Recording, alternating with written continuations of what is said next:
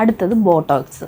Botox എന്ന് പറയുന്നത് ഞാൻ പറഞ്ഞല്ലോ 3 ലെയർ ഉണ്ടെന്ന്. അതിൽ ഔട്ടർ മോസ്റ്റ് ലെയർ, അതായത് നമ്മളിങ്ങനെ എടുത്തു നോക്കുമ്പോൾ നമുക്ക് ഔട്ടർ മോസ്റ്റ് ലെയർ കാണാൻ പറ്റത്തില്ല, എന്നാലും ഈ മുടിയുടെ വെളിയിൽ ഒരു കോട്ടിംഗ് പോലെ പ്രോട്ടീൻ, കെരാറ്റിന്, ഫൈബർ, വിറ്റാമിൻസ് ഇതെല്ലാം ഒരു കോട്ടിംഗ് പോലെ ഒരു പ്രൊട്ടക്ഷനായിട്ട് വരുന്നതിനെയാണ് പ്രോട്ടീൻ ട്രീറ്റ്മെൻറ്റ് എന്ന് പറയുന്നത്. ഈ പ്രോട്ടീൻ ട്രീറ്റ്മെൻറ്റിൽ പെട്ടതാണ് കെരാറ്റിന്, ബോട്ടോക്സ്, ഇതുപോലെയൊക്കെ പ്രോട്ടീൻ ട്രീറ്റ്മെൻറ്റാണ്. ഈ കെമിക്കൽ ട്രീറ്റ്മെൻറ്റും നമുക്ക് പ്രോട്ടീൻ ട്രീറ്റ്മെൻറ്റും ചെയ്യാൻ ഒരുപാട് ആൾക്കാർ വരുന്നുണ്ട്.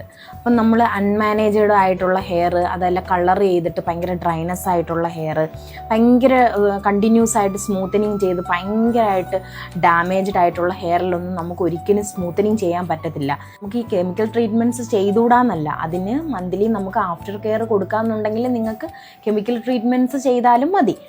ചിലവർക്ക് നല്ല സ്ട്രെയിറ്റ് ലുക്ക് ആയിട്ടുള്ള ആൾക്കാർ സ്ട്രെയിറ്റ് ലുക്ക് മാത്രം മതി, അവരുടെ പ്രൊഫഷൻ അനുസരിച്ചിട്ട് അതാണ് അവർക്ക് നല്ലതെന്നുണ്ടെങ്കിൽ നമുക്ക് ആ ട്രീറ്റ്മെൻറ്റ് ചെയ്യാം. പക്ഷേ മന്ത്ലി ഞങ്ങൾ പറയുന്നതെന്ന് വെച്ചാൽ മന്ത്ലി നമ്മളൊരു പ്രോട്ടീൻ ട്രീറ്റ്മെൻറ്റ്, അതായത് ഒരു സ്പാ, ഒരു മിനി സ്പാ 1 വീക്ക് അല്ലെങ്കിൽ ഒരു 1 മന്ത് ലാസ്റ്റ് ചെയ്യുന്ന ഒരു നല്ലൊരു പ്രോട്ടീൻ സ്പാ നമുക്ക് മസ്റ്റായിട്ട് വേണം.